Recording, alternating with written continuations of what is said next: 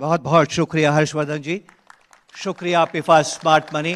दोस्तों स्वागत, अभिनंदन, आपका शुक्रिया कि कीमती समय निकाल के यहाँ उपस्थित हुए। आप सभी से क्षमा मांगता हूं कि मराठी में बात नहीं कर पाऊंगा, हिंदी समझ में आती है सबको? बहुत बहुत शुक्रिया। पिफा के साथ मैं पिछले 13 वर्षों से जुड़ा हुआ हूं। इनकी पहली जो इस तरह से सेमिनार हुआ था, उन्होंने मुझे बोलने का मौका दिया था। आज फिर आपने मुझे मौका दिया, इसके लिए आपका हार्दिक आभार। दोस्तों कैसे हैं आप लोग? 2 घंटे से सुन रहे हैं। मनोवैज्ञानिक कहते हैं कि 45 मिनट से ज्यादा सुनना संभव नहीं है। और सुनने की इच्छा है? आपको इच्छा तो नहीं होगी, लेकिन मैं इच्छा जागृत करूंगा, मैं बात करूंगा आपसे। इसलिए मैं स्टेज पर नहीं गया, मैं आपसे बात करना चाहता हूं, क्योंकि जो विषय है ना, ये विज्ञान नहीं है। यहां कुछ सही नहीं होता, यहां कुछ गलत नहीं होता। हम ये बहस नहीं करते हैं कि सही क्या और गलत क्या है, हम ये तलाश करते हैं कि उपयुक्त क्या है, अप्रोप्रिएट क्या है। तो इसमें दिक्कत क्या है? इसमें दिक्कत यह है कि जो आपके लिए अप्रोप्रिएट है वो आपके लिए नहीं है। इसीलिए इसको फाइनेंस नहीं कहते हैं, पर्सनल फाइनेंस कहते हैं। ये व्यक्ति विशेष का फाइनेंस है। तो इस विषय को समझने के लिए एक बात आपसे कहना चाहता हूं। हर्षवर्धन जी ने कहा कि 3 डिकेड्स का मेरा एक्सपीरियंस है। आप जानते हैं मेरा एक्सपीरियंस क्या है? मेरा एक्सपीरियंस यह है कि मुझे नहीं मालूम कल बाजार कहां जाएगा, मुझे नहीं मालूम कल इकोनॉमी में क्या होगा। हम ईश्वर नहीं हैं, हम नहीं जानते। हम ये जानते हैं कि इतिहास में क्या हुआ है, हम ये जानते हैं कि अभी क्या हो रहा है, कल क्या होगा यकीन मानिए किसी को भी मालूम नहीं है। कभी कभी यूं ही मैं अपने जी को बहलाया करता हूं, जिन बातों को खुद नहीं समझा औरों को समझाया करता हूं, और आप मुझे सुन भी रहे हैं। लेकिन मैं निवेश करता हूं। मैं नहीं जानता हूं कि कल बाजार कहां जाएगा, फिर भी मैं निवेश करता हूं। लेकिन निवेश करते हुए एक बात का ध्यान रखता हूं, मैं ये भविष्यवाणी नहीं करता बाजार कहां जाएगा, मैं तैयारी करता हूं बाजार कहां जाएगा। जब मेरी शादी हुई थी ना दोस्तों, मैं टर्म इंश्योरेंस का फॉर्म लेके आया। पत्नी से कहा टर्म इंश्योरेंस का फॉर्म भरो। पत्नी कहती टर्म इंश्योरेंस का फॉर्म क्यों भरना है? मैंने कहा अगर मैं जल्दी मर गया तो तुम्हारा क्या होगा? मैं अगर जल्दी मर गया तो तुम्हारा क्या होगा? फिर मैंने उसको एसआईपी का फॉर्म दिया। पत्नी पूछती एसआईपी का फॉर्म क्यों भरना है? मैंने कहा अगर मैं नहीं मरा तो। यही तो जीवन है दोस्तों। करना क्या है हमें? बाजार चाहे ऊपर जाए चाहे बाजार नीचे जाए, आप दोनों ही स्थिति के लिए तैयार रहने चाहिए। ईमानदारी से जवाब दीजिएगा। बाजार में पिछले महीने 8% की गिरावट हुई है। सितंबर से लेकर अभी तक 16% की गिरावट हुई है। आप में से कितने लोग खुश हैं? Raise hands. अब आप देख लीजिए, आप में से कुछ लोग खुश हैं। तो जो लोग दुखी हैं वो अपनी वजह से दुखी हैं, बाजार की वजह से नहीं। भाई आपको बात समझ में है? इसीलिए मैंने यह मंत्र पढ़ा था। ये शांति मंत्र है दोस्तों। ये शांति मंत्र कहता है, हमारा शास्त्र कहता है कि अगर आपको जीवन में समृद्ध होना है तो उसकी पहली शर्त यह है कि आपका चित्त शांत होना चाहिए। त्रिविध ताप बोलते हैं इसको। आपके जीवन में 3 ताप होते हैं, 3 संताप होते हैं। एक होता है भौतिक जो दुनिया में घट रहा है। एक होता है दैविक, जैसे कोविड आ गया, भूकंप आ गया। और एक होता है आंतरिक, जो आपके अंदर घट रहा है। जो दुनिया में घट रहा है वो आपके नियंत्रण में नहीं है। जो भौतिक घट रहा है वो आपके नियंत्रण में नहीं है। जो ईश्वर आपके साथ में करता है वो आपके नियंत्रण में नहीं है। पर आपके मन में क्या घट रहा है वो तो आपके नियंत्रण में है।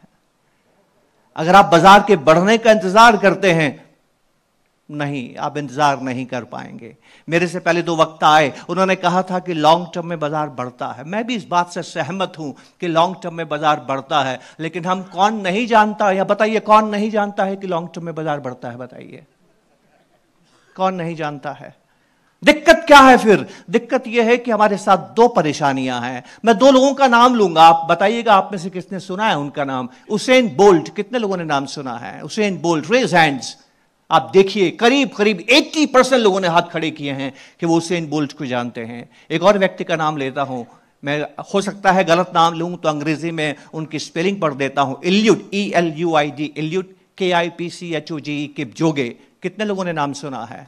1 2 3 4 5 6 लोगों ने नाम सुना है। जब मैंने उसेन बोल्ट का नाम लिया आप सबने हाथ खड़े किए। जब मैंने इल्यूड किपजोगे का नाम लिया आपने 6 लोगों ने हाथ खड़े क्यों किए? क्यों नहीं जानते हैं आप उनको? आप जानते हैं आप उनको क्यों नहीं जानते हैं? क्योंकि उनकी दौड़ आप देख ही नहीं सकते। उसेन बोल्ट भागता है ना तो 9 सेकंड में दौड़ खत्म हो जाती है, देखने में मजा आता है। उसेन बोल्ट जो भागता है मेहरान 42 किलोमीटर की, वो 2.5 घंटे तक चलती है, देखने में मजा है कि सजा है? बताइए। लॉन्ग टर्म, अगर कोई चीज लंबी चलती है ना वो हमें अच्छी नहीं लगती, हम टिक ही नहीं सकते। और आप 2.5 घंटे की दौड़ नहीं दे सकते, 20 साल का इंतजार करेंगे क्या करोड़ बनाने के लिए? जीवन में केवल 2% लोगों को मैं जानता हूं, जितने लोगों को 30 साल का मेरा एक ही अनुभव है कि मैं केवल 2% लोगों को जानता हूं जिन्होंने पैसा बनाया है। बना सभी सकते हैं, लेकिन सिर्फ 2% से बनाया है। दोस्तों, दिक्कत क्या है लॉन्ग टर्म में? लॉन्ग टर्म में दिक्कत यह है कि 15 साल तब आएंगे जब 10 साल होंगे, 10 साल तब आएंगे जब 5 साल आएंगे, 5 साल तब आएगा जब 1 साल आएगा, 1 साल तब आएगा जब 1 महीना आएगा, 1 महीना तब आएगा जब 1 सप्ताह आएगा, 1 सप्ताह तब आएगा जब 1 दिन आएगा, 1 दिन तब आएगा जब हर क्षण हर घड़ी आएगी, और हर घंटा हर घड़ी तब आएगी जब हर क्षण आएगा। हर क्षण आपको जिंदा रहना है, तब वो 15 साल देखेंगे ना, है कि नहीं?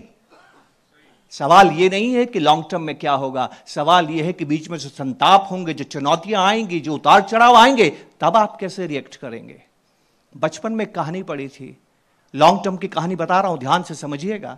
लॉन्ग टर्म को आसान मत समझिएगा, घर ये सोच के मत जाइएगा कि लॉन्ग टर्म में बाजार में पैसा बनता है। लॉन्ग टर्म आपको टिकना भी पड़ता है, और यह आसान काम नहीं है।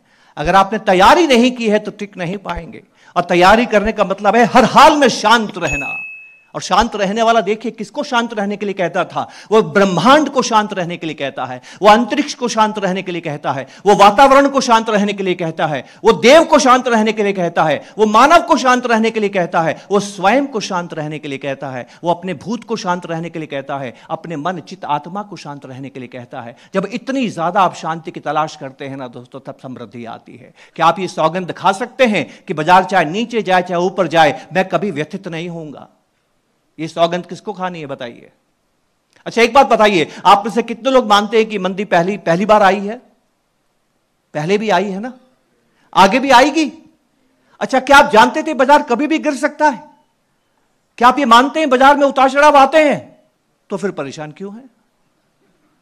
वही तो हो रहा है जो आप जानते हैं। आप जानते हैं आप परेशान क्यों हैं? क्योंकि बाजार ने आपकी बात नहीं मानी। जब आपने इन्वेस्टमेंट किया था, आपकी इच्छा यह थी कि ये तो बढ़ता ही रहेगा। आप चाहते हैं बच्चा पढ़ाई करे, देख रहा है मोबाइल, बुरा लगता है ना? जी हां, आपको बुरा इसलिए नहीं लग रहा है कि आप नहीं जानते थे कि बाजार में मंदी आती है। आपको बुरा इसलिए लग रहा है कि आपने जो सोचा था निवेश करते हुए वो नहीं हुआ। और जब हमारे विपरीत काम होता है ना, तब हमें धैर्य धारण करना पड़ता है, इंतजार नहीं। जो इंतजार करता है बाजार के बढ़ने का, उसका मन अशांत होता है। लेकिन जो धैर्य धरता है वो बाजार को देखता ही नहीं है, क्योंकि उसने तैयारी की हुई है, जब बढ़ेगा तब बढ़ेगा, मुझे क्या करना है, मैंने तो लॉन्ग टर्म पैसा डाला है। पर ये भावना आएगी कैसे?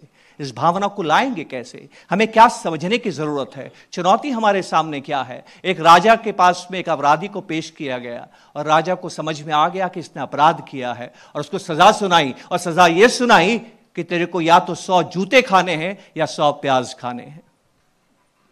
दोनों में से एक सजा तुझे को स्वीकार करनी है। अब वो सोचता है कि मैं क्या करूं, 100 जूते खाऊं तो बहुत दर्द होगा, प्याज तो खाने की चीज है, कैसा मूर्ख राजा है, मैं 100 प्याज खा लेता हूं। उसने राजा को कहा कि मैं 100 प्याज खाने के लिए तैयार हूं। ध्यान से मेरी बात समझिएगा जो मैं कहने जा रहा हूं। एज ह्यूमंस हमारे साथ तकलीफ क्या है? ईश्वर ने ना हमें बड़ी मुश्किल में डाला है। सोचने का काम दिमाग को दिया है, लेकिन महसूस करने का काम इंद्रियों को दिया है। मॉर्निंग वॉक पे जाना चाहिए कि नहीं जाना चाहिए? जाते हैं क्या? आ गई बात समझ में? तो अगर आप हेल्थ के लिए सही काम नहीं कर सकते तो वेल्थ के लिए कैसे करेंगे? तो वो आदमी भी सोच रहा है लॉन्ग टर्म, फ्यूचर सोच रहा है ना, फ्यूचर कि कौन सी सजा मुझे लेनी चाहिए। प्याज तो खाने की चीज है, मैं प्याज खा लेता हूं। अब वो प्याज खाने लगता है, 1 2 3 4, कभी अकेला प्याज नहीं खाया था, हमेशा खाने के साथ खाया था। अब प्याज खा रहा है, ये बड़े बड़े मोटे मोटे प्याज खा रहा है, 1 2 3 4 5 6 7 खाते खाते तो हर जगह से आंसू आने लगे, जलन होने लगी। इतनी जलन होने लगी कि उसको लगा कि अब मैं मर जाऊंगा इस जलन से। अब वर्तमान है, अब फ्यूचर नहीं, अब उसके साथ घट रहा है। Humans seek pleasure, avoid pen. अब वो पेन को अवॉइड करना चाहता है। अब उसको प्याज खाना अच्छा नहीं लग रहा है। वो राजा के कदमों में गिर जाता है और राजा से कहता है, प्रभु मेरे से गलती हो गई, क्षमा कीजिए, मैं जूते खाने के लिए तैयार हूं। राजा कहता है, तुम्हारी मर्जी, चलो भाई जूते मारे जाएं। अब सर पे 1 जूता, 2 जूता, 3 जूता, 10 जूते पढ़ते पढ़ते सर से खून आने लगता है। उसको लगता है 10 जूते में ये हालत हो गई तो 100 जूतों में मेरी हालत क्या हो जाएगी। अब उसको पेन जूते से हो रहा है, प्याज से नहीं। प्याज तो दूर की बात हो गई ना। अब उसको पेन किससे हो रहा है? जूते से हो रहा है। वो राजा के चरणों में फिर गिरता है और फिर कहता है कि नहीं, मुझे जूते नहीं खाने, मैं प्याज खाने के लिए तैयार हूं। आप जानते हैं लॉन्ग टर्म में क्या होता है? 20 साल में वो जूते भी खाता है, प्याज भी खाता है। क्या आप चाहते हैं आपके साथ ऐसा हो? आप चाहते हैं ऐसा हो? तो इसके लिए आपको 20 साल तक शांत रहना होगा दोस्तों।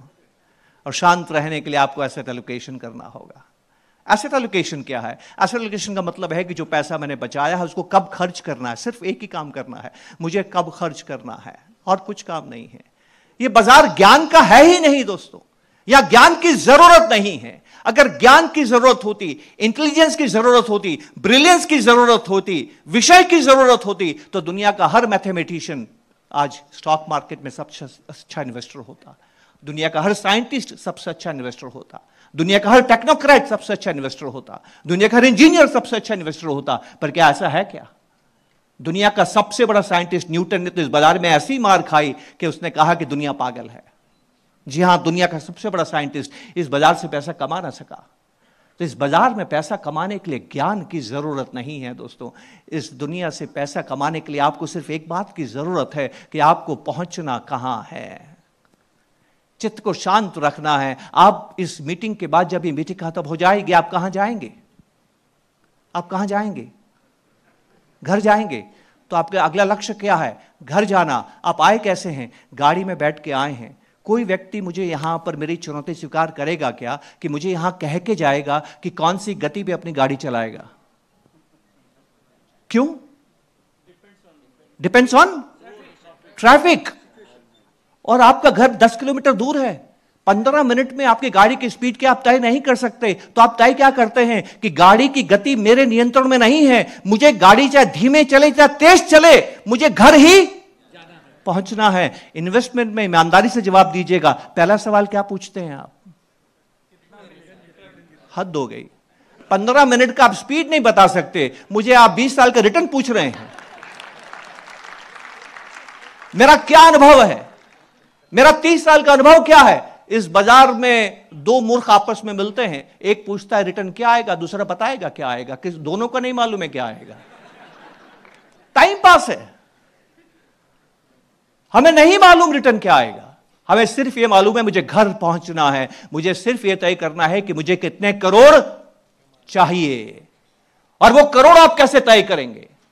वो करोड़ आप कैसे तय करेंगे? इसको तय करना बहुत जरूरी है।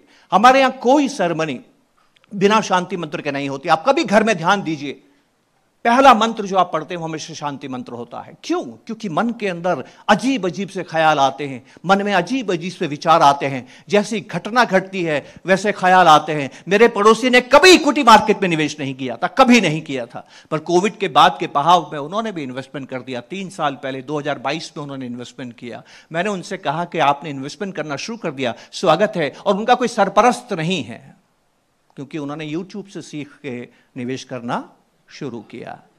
अब यूट्यूब में 2 तरह के लोग आते हैं। मैं भी सोशल मीडिया पे हूं, मैं भी यूट्यूब पे हूं। मेरे उतने फॉलोवर्स नहीं है जितने उनके फॉलोवर्स हैं जो 2022-23 में कहते थे कि कौन सा शेयर ज्यादा भागेगा, किस शेयर दुगना हो जाएगा। उसके बहुत फॉलोवर्स होते हैं। जो आदमी बोलता है ना ये शेयर दुगना हो जाएगा, उसके बहुत फॉलोवर्स होते हैं। क्योंकि मेरा अनुभव यह है कि जब तेजी होती है गधे घोड़ों से तेज भागते हैं। और ये मैंने लिखा भी, किसी ने पढ़ा नहीं, किसी ने पढ़ा नहीं कि गधे घोड़ों से तेज भागते हैं। गधों पे दाव लगाया, आज 70% डाउन है गधे सारे, है कि कोई मेरे को सुनने वाला नहीं था। और अब मैं कह रहा हूं निवेश कीजिए, ये समय निवेश करने का है। 10% से नीचे चली गई, 10 साल के औसत से आपकी वैल्यूएशन नीचे चली गई है। तो वो भाई जो गधे पे दाव लगा रहा था अब क्या कह रहा है, बाजार में बड़ा खतरा है, दूर रहिए। मार्क फेबर ने कहा है मंदी लंबी चलेगी, बाजार बढ़े तो बाहर निकल जाओ। पढ़ा ना आपने? अभी यूट्यूबर आपको बाजार में सावधान रहने के लिए कह रहा है। दिक्कत क्या है दोस्तों? आपको समझ में नहीं आता आपका हितैषी कौन है। अगर आपको कोई खतरा दिखाता है तो वो आपको भला आदमी दिखता है, और मेरे जैसा आदमी जो कहता है कि आपका लॉन्ग टर्म में पैसा बनेगा वो सेल्समैन नजर आता है। Isn't it? आपको हर यूट्यूबर जो खतरा दिखाएगा आपको अच्छा लगेगा, हर टीवी वाला जो आपको खतरा दिखाएगा वो अच्छा लगेगा। अरे खतरे से डरना नहीं है, खतरे के लिए सावधान होना है दोस्तों। याद कीजिए उस दिन को। मैं अपना एक्सपीरियंस आपको बताता हूं, आपका ऐसा एक्सपीरियंस है कि नहीं है मुझे बताइएगा। आज से 25 साल पहले की बात है, मैं पिता बना। जब मैं पिता बना तो मेरी पत्नी दूर थी मेरे से, वो अपने मायके गई हुई थी। जैसे खबर आई कि मैं पिता बन गया हूं, मेरा बेटा हुआ है, मैं उसी वक्त गाड़ी पकड़ के उनके घर पहुंचा और उस नन्हे से बच्चे को मैंने हाथ में लिया। जब मैंने उस नन्हे से बच्चे को हाथ में लिया तो आप जानते मेरे मन में ख्याल क्या आया? मेरे मन में ये ख्याल नहीं आया कि ये बड़ा होगा कि नहीं होगा। मेरे मन में एक ख्याल आया कि इसके बड़े होने में बाधाएं मैं उत्पन्न नहीं होने दूंगा, हर हाल में इसको हर खतरे से बचाऊंगा। मैंने ये चिंता नहीं की थी कि ये बड़ा होगा कि नहीं होगा, मैंने चिंता ये की थी कि बड़े होने में जो खतरे आएंगे उसको मुझे बचाने की कोशिश करनी है। क्या आप भी यही करते हैं? क्या यही करते हैं ना? तो फिर बाजार के बढ़ने की चिंता क्यों करते हैं? रिस्क को मैनेज कीजिए ना। क्या करना है? यही तो करना है। अरे बाजार गिरने पर मैं क्या करूंगा यह तय कीजिए, खतरे का सामना कैसे करूंगा यह तय कीजिए। यह क्यों जानना चाहते हैं कि बाजार बढ़ेगा कि नहीं बढ़ेगा? क्या ईश्वर से पूछा था मेरा बेटा बड़ा होगा कि नहीं होगा? आपने मान लिया था ना वक्त के साथ बड़ा होगा। कितना आसान है दोस्तों। क्यों इसको हमने इतना जटिल बनाया है? आइए इसको भी हम समझने की कोशिश करते हैं कि इसको जटिल क्यों बनाया है। लेकिन पहले उस पड़ोसी की मैं बात कर दूं कि हमारा दिमाग कैसे काम करता है। मैंने पड़ोसी को पूछा कि अरे तुम्हारा कोई सरपरस्त नहीं है, कोई एडवाइजर नहीं है, बिना एडवाइजर के निवेश क्यों करते हो? युद्ध में, महाभारत में अर्जुन युद्ध करना जानता था। अर्जुन सबसे महान योद्धा था, अर्जुन सबसे शक्तिशाली योद्धा था, सर्वश्रेष्ठ धनुर्धर था। फिर उसको कृष्ण की जरूरत क्यों थी? उसको कृष्ण की जरूरत थी फैसले लेने के लिए, युद्ध करने के लिए नहीं। जब सामने दादा खड़े थे ना तो उसके हाथ पांव फूल गए कि उस दादा की गोदी में खेला हूं, उसकी छाती में तीर कैसे मारूंगा? मजाक है क्या दादा की छाती में तीर मारना? कभी आपने आपको अर्जुन की जगह देख कर देखिए।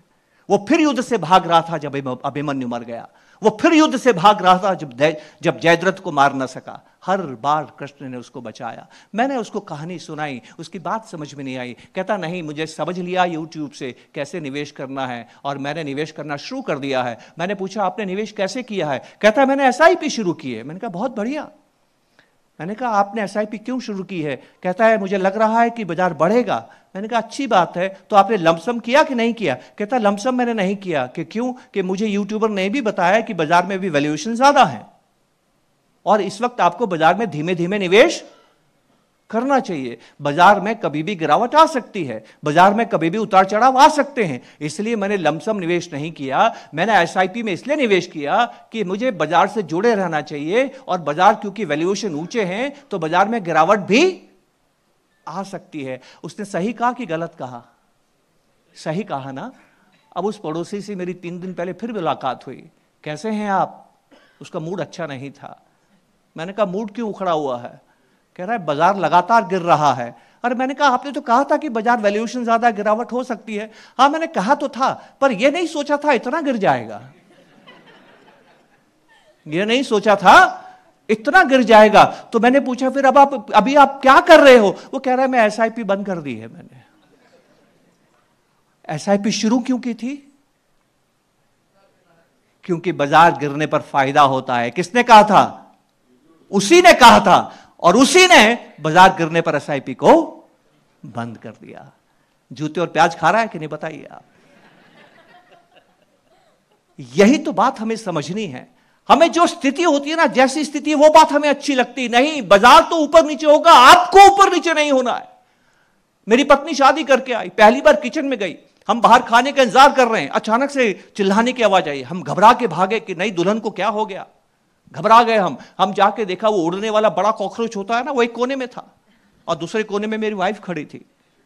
हमें समझ में आ गया कि वो कॉकरोच से डरती है। आज शादी को 25 साल 26 साल होने को आए, आज भी वो कॉकरोच से डरती है। पर मेरा बेटा जो छोटा वाला है, जब वो 5 साल का हो गया, वो नहीं डरता था। जैसे चिल्लाने की आवाज आती थी किचन में जाता था और झाड़ू उठा के कॉकरोच को बाहर निकालता था। अब मेरे पास 2 ऑप्शन है। पहला ऑप्शन, मैं पत्नी से कहूं कि तुम कॉकरोच के आने से घबराए मत करो, learn how to deal with cockroach, जैसे तुम्हारा बेटा करता है, झाड़ू से दबा के उसको बाहर निकाल देता है। तुम सीख लो कि कॉकरोच से कैसे हमें उसको डील करना है। उसने अभी तक नहीं सीखा। एक बात बताएं दोस्तों ईमानदारी से, क्या मैं कॉकरोच से ये कह सकता हूं कि तुम मत आया करो, तुम्हारे आने से मेरी पत्नी परेशान होती है? ये कह सकता हूं कॉकरोच से?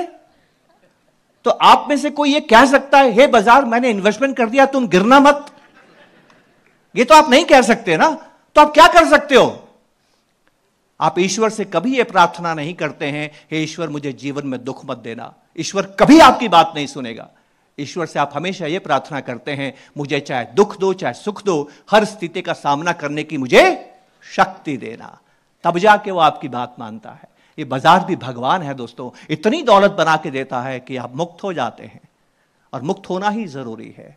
शांति के साथ ही समृद्धि आती है, और समृद्धि किसे कहते हैं, और समृद्धि हमें क्यों चाहिए, पैसा हमें क्यों चाहिए, हम क्यों इतना ज्यादा पैसे के पीछे भागते हैं? हमें पैसे के पीछे भागने की जरूरत नहीं है दोस्तों, हमें पैसे को अपने पास लाने की जरूरत है। अगर आप पैसे के पीछे भागेंगे तो इंद्र बन जाएंगे, 24 घंटे चिंता में रहेंगे, कोई मुझे अपनी कुर्सी से तो हटा नहीं रहा है। हर तपस्वी का वो अप्सराएं भेज के तपस्या को भंग करता है। नारायण कभी ये नहीं करते हैं।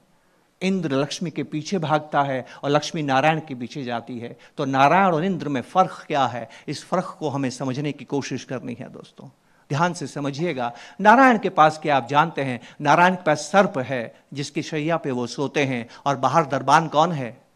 गरुड़ है। गरुड़ और सांप में दोस्ती होती है कि दुश्मनी होती है?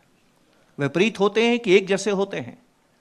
जी हां, सर्प को शॉर्ट टर्म माना गया है क्योंकि वो नीचे रहता है, और गरुड़ सबसे ऊंचा उड़ता है, उसको लॉन्ग टर्म माना गया शास्त्रों में।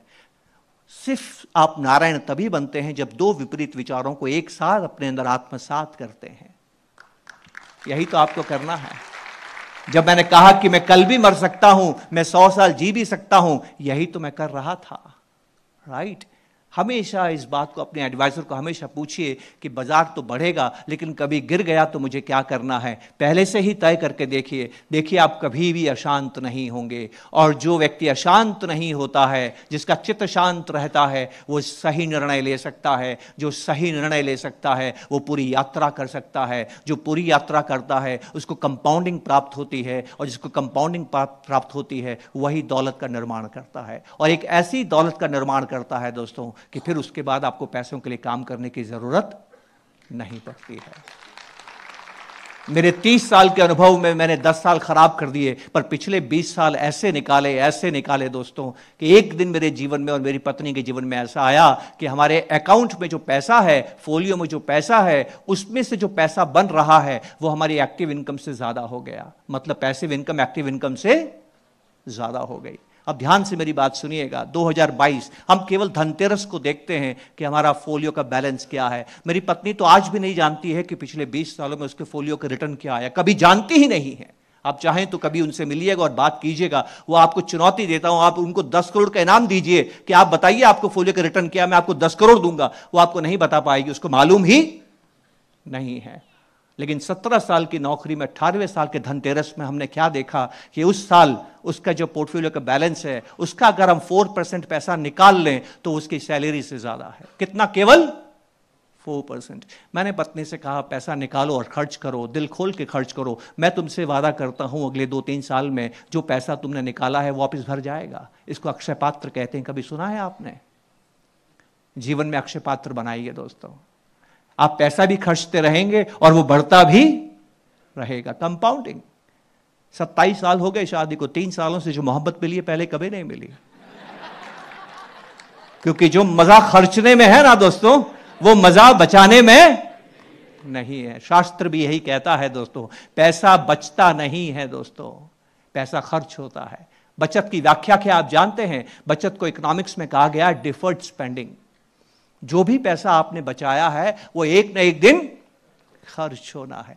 कब खर्च होना है उसके हिसाब से आपको निवेश करना है, तब शांति आती है। असीम शांति कब आती है? जब आप परिवार के साथ बैठते हैं और कागज पे लिखते हैं कि ये 100 रुपया जो मैंने बचाया कब खर्च करना है, ये 5 रुपया अगले महीने खर्च करना है। लिक्विड फंड्स, ये 10 रुपया मुझे 6, 8, 10, 12 महीने में खर्च करना है। शॉर्ट टर्म फंड्स, ये 10 रुपया मुझे 2 साल में खर्च करना है। मीडियम टर्म फंड्स, ये 15 रुपया मुझे 3 साल में खर्च करना है। बॉन्ड फंड्स, ये 25 रुपया मुझे 5 साल में खर्च करना है हाइब्रिड फंड्स, ये पैसा मुझे 8, 10, 12, 15 साल के बाद खर्च करना है इक्विटी फंड्स। बस कागज में लिख दीजिए, उसके बाद बाजार गिरने पर भी रात को नींद आएगी, क्योंकि कागज क्या बोलता है, आपने कौन सा पैसा डाला है जो आपको अभी जरूरत नहीं है, और जो पैसा अभी जरूरत है उसमें मंदी नहीं है, तभी तो शांत होंगे ना।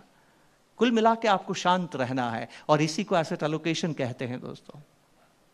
तो 2 काम करने हैं, एसेट एलोकेशन करना है और अक्षय पात्र का ध्येय करना है। मुझे कितने करोड़ चाहिए कि मैं मुक्त हो जाऊंगा, यही शास्त्र भी कहता है दोस्तों। ध्यान से मेरी बात समझिएगा। दुनिया में तकलीफ क्या है, जो बात ट्रंप को समझ में नहीं आ रही वो बात क्या है, मैं आपसे कहता हूं। क्या आप ईश्वर में आस्था रखते हैं? रखते हैं। तो जब ईश्वर के दर्शन करने मंदिर जाते हैं तो आप क्या करते हैं, आप जानते हैं, बाहर दुकानें होती हैं, वहां से कुछ खरीदते हैं, मिठाई खरीदते हैं, फल फूल खरीदते हैं, माला खरीदते हैं, दिया खरीदते हैं, जोत लगाते हैं, ये करते हैं ना, और ईश्वर को अर्पित करते हैं। उसको क्या बोलते हैं? नैवेद्य। और फिर पुजारी आपको वापस ला के देता है, उसको क्या बोलते हैं? प्रसाद। आप ईश्वर को नैवेद्य अर्पित करते हैं, जो आपके पास है, जो आपकी श्रद्धा है, आप ईश्वर को देते हैं, और ईश्वर से आप याचना करते हैं कि जो मुझे चाहिए वो मुझे दो। You give what you have and you get what you want. ये क्या है? ट्रांजैक्शन। इसको क्या कहते हैं? लेन देन, गिव एंड टेक। ये भगवान ने दुनिया ऐसी ही बनाई है। दुनिया तभी चलती है जब भगवान कहता है कि जो आपके पास अभी है वो कल किसी का होगा, और जो अभी आपके पास है पहले किसी और का था। आपस में लेन देन करते रहो, तभी तुम समृद्ध होगे। ट्रम्प साहब कोई बात समझ में नहीं आ रही है, इसीलिए ट्रेड वॉर चिंता है। चिंता हिंदुस्तान की नहीं है, पर हम भी तो दुनिया में रहते हैं, इससे दुनिया को नुकसान होगा। लेकिन एक अच्छी बात मैं आपको बताऊं, बचपन में मैंने कहानी पढ़ी थी दोस्तों, जब 2 लड़ते हैं तो तीसरे को फायदा होगा। ट्रेड वॉर में बड़े देश झगड़ा करेंगे। हम ज्यादा बड़े नहीं हैं, दुनिया के व्यापार में 2% का हिस्सा है। झगड़ा तो वह करेंगे जिनका 30% और 15% का हिस्सा है, वो झगड़ा करके कमजोर होंगे। कमजोर हम भी होंगे, पर वो हमसे ज्यादा होंगे, तो हमें फायदा हुआ कि नुकसान हुआ? वो कल के लड़ते आज लड़े, चिंता मत कीजिएगा, ये हिंदुस्तान के लिए बेहतर हो रहा है। ये जो ट्रंप ने जो दुनिया के ऑर्डर को बदलने की कोशिश की है, इसमें हिंदुस्तान ज्यादा ताकतवर होकर निकलेगा। आप देखिएगा, आपको 2-3 साल के बाद में ये बात समझ में आएगी। आसान सी बात है, इसमें ज्यादा दिमाग लगाने की जरूरत नहीं है दोस्तों हमारे पास में। और दूसरी बात जो हमें समझनी है वो बहुत छोटी सी बात है कि आने वाला समय कैसा होगा, हिंदुस्तान आने वाला समय कैसा होगा। ध्यान से मेरी बात समझिएगा। पैसा कैसे बनता है मैंने आपको बताया, एक का खर्चा दूसरे की आमदनी है, और शास्त्र भी यही कहता है दोस्तों। शास्त्र कहता है आपको पुरुषार्थ करने के लिए। पुरुषार्थ का मतलब होता है धर्म का पालन करते हुए। धर्म मतलब हिंदू, मुस्लिम, सिख, ईसाई नहीं। धर्म का मतलब है right way of living, right appropriate way of living. धर्म का पालन करते हुए अर्थ का अर्जन करो। धर्म, अर्थ, काम, अपनी इच्छाएं पूरी करो और मोक्ष को प्राप्त करो। जीवन में जिसकी इच्छाएं पूरी नहीं होती, कामनाएं पूरी नहीं होती, वो मोक्ष को प्राप्त नहीं करता है दोस्तों। आप इस धरती पर आए हैं, आपको सारी इच्छाएं पूरी करनी है, और जो भी आपकी इच्छाएं हैं वो पैसा खर्चने से पूरी होती है कि बचाने से पूरी होती है? खर्चने से पूरी होती है। तो इन्वेस्टमेंट का मतलब क्या हुआ? इन्वेस्टमेंट का मतलब है कि इतना पैसा बनाओ कि आपकी हर इच्छा पूरी हो जाए। और इतना पैसा किस ताकत से बनता है? कंपाउंडिंग। और वो आपसे क्या मांगता है? 15 साल। पहला करोड़ बनने में टाइम लगता है, और जिसने पहला करोड़ बना लिया फिर वो पीछे मुड़ के नहीं देखता है। ये मामूली सी बात है दोस्तों, जो हमें समझने की जरूरत है। पर ये समझ में क्यों नहीं आती है? क्योंकि चित्त शांत नहीं रहता है। बाजार के ऊपर नीचे होने से हम ऊपर नीचे होने, वो नहीं होने देना है दोस्तों, वो नहीं होने देना है। आपको अपने मनोभाव को नियंत्रित करना है। आपको एडवाइजर को यह नहीं पूछना है कि स्कीम कौन सी अच्छी है। स्कीम कोई अच्छी या बुरी नहीं होती है, वो उपयुक्त या अनुपयुक्त होती है। यह दवाई के जैसे है, दवाई अच्छी या बुरी नहीं होती है, या तो आपको चाहिए या आपको नहीं चाहिए। बस आपको एडवाइजर को यह कहना कि चित्त शांत नहीं है, कुछ उपाय करो यार, दैट्स ऑल। बात करो उनसे, मिलो, बात करो, समझो, राइट। और क्या हमें बात समझनी है कि आने वाला समय कैसा होगा, इसकी चिंता मत कीजिएगा दोस्तों। आने वाला समय कैसा है? इकोनॉमी हमेशा साइकिल्स में चलती है, हमेशा साइकिल्स में चलती हैं। मेरे दादा के पास जितना पैसा था उससे मेरे पास ज़्यादा है, मेरे पास जितना पैसा है उससे ज़्यादा मेरे बच्चे के पास होगा। इसका कारण क्या है मैं आपको बताता हूँ ध्यान से, और फिर मैं अपनी बात को ख़त्म करता हूँ। फिर आपके अगर कोई सवाल है तो ज़रूर मैं आपसे ले लूँगा। ध्यान से समझिएगा। जब मेरे पिता ने आज से 60-70 साल पहले काम करना शुरू किया, वो घर में अकेले कमाने वाले थे, घर में 8 खाने वाले थे। तो वो जीवन के पहले 20 साल बचत ही नहीं कर पाए। जो व्यक्ति बचत नहीं कर पाता है, अगली तनख्वाह का इंतजार करता है, तो बताइए कैसा जीवन होगा। मैं उस दौर में पैदा होता हूं तो मैं क्या सीखता हूं, मेरी प्रतिक्रिया क्या है, मेरी प्रतिक्रिया है, मेरी क्या सीख है, मेरी क्या समझ है। वो कहती है कि मेरे पिता की परेशानी इसलिए है कि उनके पास बचत नहीं है। बचत करनी चाहिए। मैंने अपनी आमदनी के पहले ही महीने से बचत करना शुरू कर दिया। बचत करना अच्छी बात है कि बुरी बात है? अगर वक्त मिला तो मैं आपको बताऊंगा क्या अच्छा और क्या बुरा है। लेकिन इंटरेस्टिंग यह है कि मैंने बचत करना शुरू किया। बचत करना बहुत अच्छी बात है, लेकिन बचत आप तब करते जब आप खर्चा नहीं करते हैं। अब धीरे धीरे मेरे को 30 साल हो गए बचत करते हुए। बचत मेरी आदत हो गई है, मेरे खून में शामिल हो गई है। अब मेरे साथ क्या होता है, ध्यान से समझिएगा। इकोनॉमिक्स में कभी ये इंपॉर्टेंट नहीं है कि आपके पास अभी कितना पैसा है, इंपॉर्टेंट है कि इससे कितना बढ़ने वाला है। इसको मार्जिनल बोलते हैं। मेरी आमदनी 100 रुपये है, वो इंपॉर्टेंट नहीं है कि अगले साल ये बढ़ के 110 रुपये होगी। और मान लीजिए 10 रुपये हो जाती है, 110 हो जाती है, इस 10 रुपये का मैं क्या करूंगा वो इंपॉर्टेंट है। तो उस 10 रुपये को मैं खर्च करूंगा या बचाऊंगा। मार्जिनल प्रोपेंसिटी, मेरी प्रोपेंसिटी बचाने की है या खर्च करने की है। तो आप जानते हैं मैं क्या करता हूं, अगर 10 रुपये मेरी आमदनी बढ़ जाती है तो उस बड़ी आमदनी का 8 रुपये मैं बचा लेता हूं, बाजार में निवेश करता हूं और पैसे से पैसा बनाने की कोशिश करता हूं। ये मेरे पिता को प्रतिक्रिया है। आप जानते हैं मेरे बेटे की प्रतिक्रिया क्या है, ध्यान से समझिएगा। 6 साल पहले की बात है, कोविड से ठीक पहले की बात है। तब मेरी माँ दुनिया में थी। एक दिन मेरे घर की नाली मेन ड्रेन जो है वो चोक हो गया। अब मेन ड्रेन ब्लॉक हो जाता है, चोक हो जाता है, तो आप कुछ काम नहीं कर सकते हैं। अब बाथरूम इस्तेमाल नहीं कर सकते हैं, आप किचन इस्तेमाल नहीं कर सकते हैं। इससे मेरी पत्नी बहुत तनाव में आ गई, बहुत स्ट्रेस में आ गई। जब स्ट्रेस में आ गई तो आप बहुत तनाव में रहते तो सही फैसला नहीं कर पाते हैं। वो अचानक से उस व्यक्ति को बुलाती हैं जो हमें मदद करता है घर को साफ रखने में। उसका भाग्य अच्छा था कि वो 10 मिनट में आ गया और 15 मिनट में नाली साफ कर दी। क्योंकि वो तनाव में थी तो उसने करार नहीं किया कि इस काम के कितने पैसे लोगे। और नाली साफ करने के बाद उसने कहा कि तुम्हें मुझे 500 रुपये देने होंगे। मेरी पत्नी कहती है मैं स्कूल में टीचर हूँ, इतनी मेहनत से काम करती हूँ, सारे काम करती हूँ, बच्चों को पढ़ाती हूँ, इम्तहान भी लेती हूँ, रजिस्टर मेंटेन करती हूँ, सरकार के काम करती हूँ, इलेक्शन कराती हूँ, मेडिकल के काम करती हूँ, वेलफेयर के काम करती हूँ, डेटा इकट्ठा करती हूँ, तब जाके मुझे 15 मिनट के 500 नहीं मिलते और तुम 15 मिनट के काम के 500 रुपये चाहते हो। दुनिया में किस लेबर को 15 मिनट के 500 रुपये मिलते हैं? लेकिन तुम मेरे बुलाते ही आ गए, तुमने मुझे तनाव मुक्त किया, चलो मैं तुम्हें 200 रुपये देने के लिए तैयार हूं। वो कहता है नहीं लगेंगे तो 500 ही। इतना सुनना था कि मेरी माँ आ गई और मेरी माँ कहती है बहू क्या हुआ? वो कहती है माँ देखिए इस काम के ये 500 रुपये मांग रहा है। माँ नाली को देखती है, थोड़े से कचरे को देखती है और माँ कहती है बहू ये काम तो 20 रुपये का है, पर तूने 200 बोला है, इसको 50 दे दे। अब वो व्यक्ति परेशान कि ये मैडम तो 200 रुपये दे रही है और ये तो 20 पर आ गई और वो भी 30 रुपये एहसान के साथ दे रही हैं। इतने में मेरा बेटा बाहर से आया और बेटा बाहर से आया, कॉलेज से आया, उसने देखा माजरा क्या है, अपनी माँ का हाथ पकड़ के अंदर लेके गया और माँ से कहा माँ तुम कितनी स्ट्रेस में थी, कितने तनाव में थी कि तुम उससे कॉन्ट्रैक्ट ही नहीं कर पाए कि इस काम का कितना पैसा लोगे। तुम टेंशन में थी कि नहीं थी? और वो 10 मिनट में आ गया। अगर 4 घंटे तक नहीं आता तो तुम कितनी टेंशन में रहती, ना किचन इस्तेमाल कर सकती थी, ना बाथरूम इस्तेमाल कर सकती थी। उसने तुम्हें इतना सहज कर दिया, तुम्हारा स्ट्रेस दूर कर दिया, तुम्हें उसको 500 रुपये देने चाहिए। और मेरी बात मानो, अगली बार भी समय पर आए इसके लिए 50 रुपए की टिप देनी चाहिए। अब मैं आपसे यह नहीं कहता कि कौन सही है कौन गलत है, मेरी मां सही है, मेरी पत्नी सही है, मेरा बेटा सही है, बात यह नहीं है दोस्तों। बात यह है कि आप 2025 में निवेश कर रहे हैं और याद रखिएगा आपने भगवान को नैवेद्य दिया और प्रसाद की कामना की, गिव एंड टेक। आप जो भी खर्चा करते हैं वह व्यापारी की आमदनी है कि नहीं है? है कि नहीं? तो आमदनी क्या होती है? डबल एंट्री सिस्टम है। जो आपका खर्चा है वही दूसरे की आमदनी है। मेरी मां 20 रुपए खर्च करना चाहती है, मेरी पत्नी 200 रुपए खर्च करना चाहती है, मेरा बेटा 500 रुपए खर्च करना चाहता है। कौन सही है कौन गलत है बहस में मत जाइएगा, मेरी इस बात पे चिंतन कीजिएगा। आप 2025 में हिंदुस्तान के बाजार में निवेश कर रहे हैं, 2035 में पैसा निकालेंगे, 2040 में पैसा निकालेंगे। ये 10-15 साल के बाद जो पैसा निकालेंगे ये किसके खर्च का हिंदुस्तान बनेगा? मेरे बेटे का है, मेरी मां का? मेरी मां तो दुनिया में ही नहीं है। तो आपको क्या देखना है? भविष्य कैसा है? भविष्य आपके और मेरे बच्चों से बन रहा है। तो इन बच्चों की खास बात क्या है? याद रखिएगा, इकोनॉमिक्स फ्लोज इन साइकिल्स।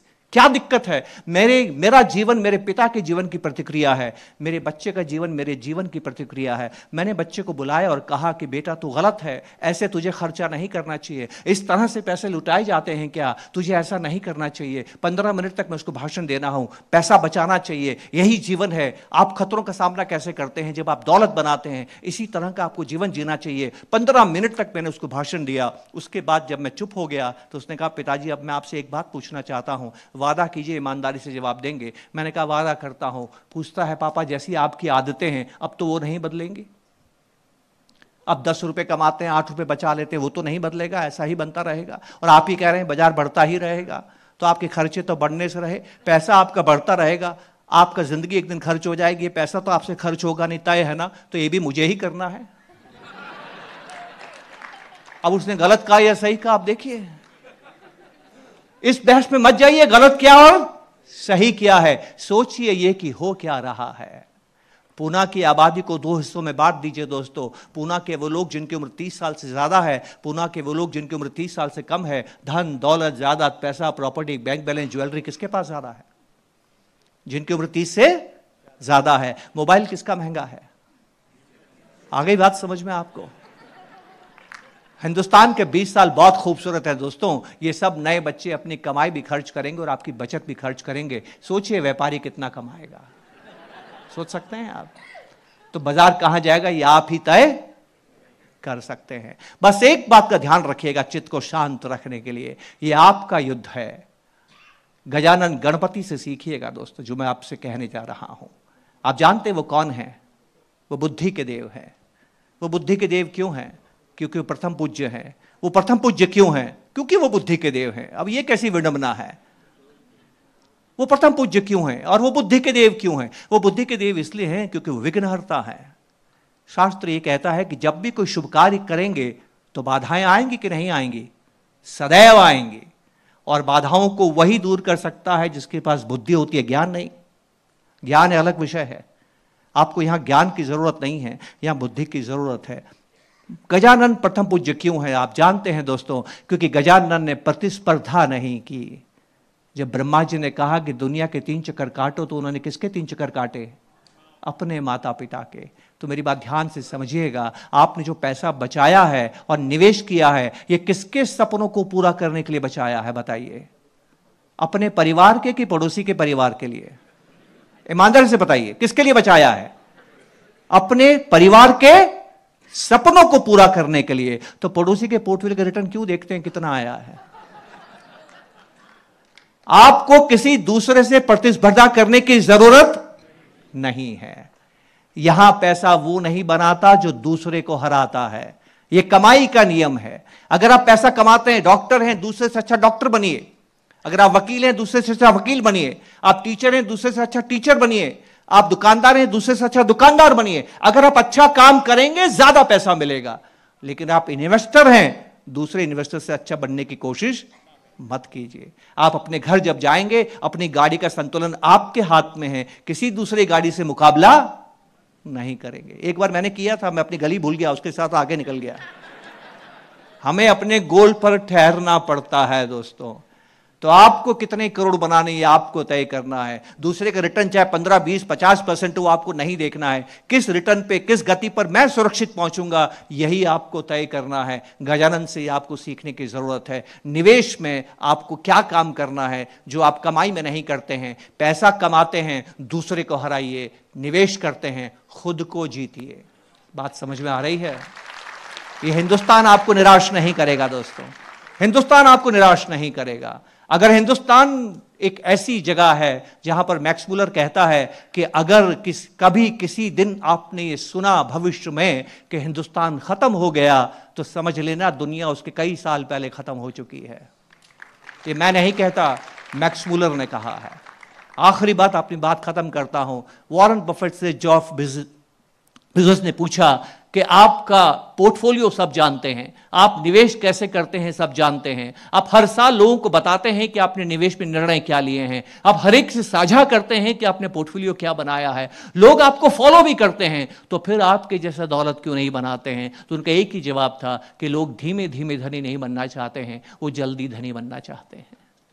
जल्दबाजी मत कीजिए दोस्तों, मंजिल पे पहुंचने की कोशिश कीजिए। आप ही से पूछता हूं, जवाब दीजिएगा। जीवन हो या निवेश, हमें फासले तय करते हैं, हमें दूरियां तय करनी है। दूरियां कौन तय करता है? जो तेज भागता है या देर तक चलता है? जो देर तक चलता है। अगर आप देर तक चलेंगे, लंबी दूरियां तय करेंगे। और आखिरी बात भी वॉरेन बफेट के कह के खत्म करता हूं। किसी ने वॉरेन बफेट से पूछा कि आप इतने धनी कैसे बने? आप जानते हैं उन्होंने क्या? इसको ओवर इन लॉटरी बोलते हैं, ओवर इन लॉटरी। वो कहते हैं कि मैं इतना धनी इसलिए बना, उसके दो कारण हैं। पहला कारण यह है कि मैं अमेरिका में पैदा हुआ, और दूसरा कारण यह है कि मैं सही समय पैदा हुआ।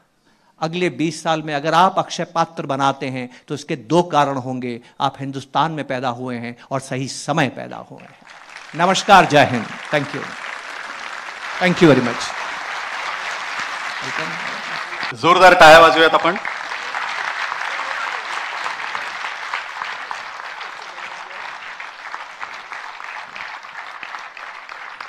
किशन शर्मा सर, आप पीफा के बारे में और आज के इन्वेस्टर अवेयरनेस प्रोग्राम के बारे में कुछ कहना चाहेंगे?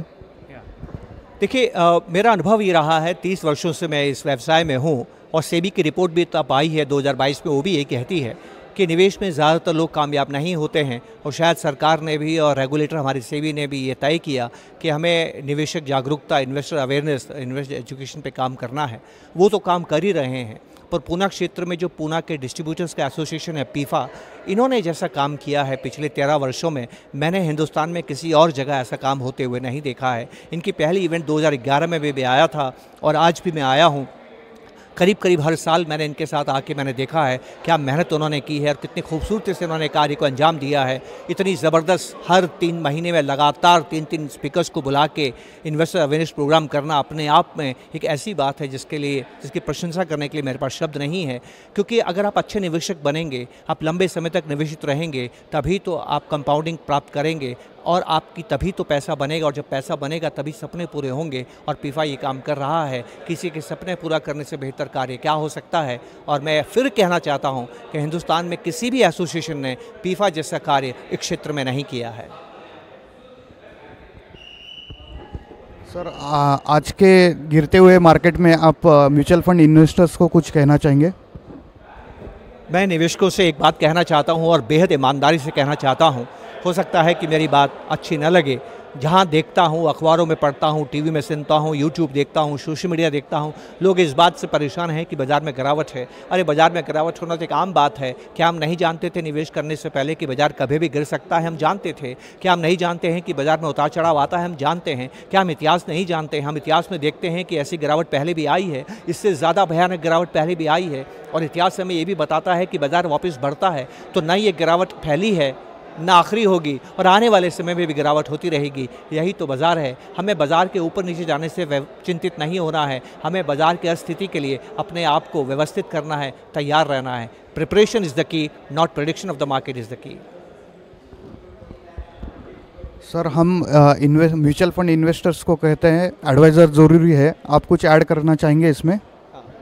देखिए, एडवाइज़र बहुत ज़रूरी है, क्योंकि यहाँ मन को नियंत्रण में रखना है, यहाँ आपके व्यवहार को नियंत्रण में रखना है। यहाँ ज्ञान की ज़्यादा ज़रूरत नहीं है। अगर ज्ञान से ही धन बनता तो हर धनी, हर व्यक्ति जो दुनिया में गणितज्ञ है, मैथमेटिशियन है, साइंटिस्ट है, टेक्नोक्रेट है, इंजीनियर है, ये लोग इन्वेस्टमेंट्स में महारत हासिल करते और दुनिया के सबसे धनी व्यक्ति होते। पर क्या ऐसा है? ऐसा नहीं है। हमने आम लोगों को भी निवेश करते हुए धनी बनते हुए देखा है, जिन्होंने कोई बहुत बड़ा ज्ञान विश्वविद्यालयों में प्राप्त नहीं किया है। तो निवेश ज्ञान से की ज़्यादा ज़रूरत नहीं है। यहाँ आपको मन को नियंत्रित रखने की ज़रूरत है, यात्रा पूरी करने की ज़रूरत है। और अर्जुन जैसा धनुर्धर भी युद्ध क्षेत्र से पलायन करने के बारे में सोच सकता है। 3 बार महाभारत में ऐसा हुआ कि अर्जुन युद्ध करना नहीं चाहते थे। अगर उनके साथ कष्ट नहीं होते तो अच्छा योद्धा होने के बाद भी शायद अर्जुन युद्ध जीत ना पाते। हमें ये बात समझने की ज़रूरत है। मेरा ये मानना है कि पैसा तभी बनेगा जब 15-20 साल तक निवेशित रहेंगे, और इतने लंबे समय तक अपने मन को नियंत्रित करना,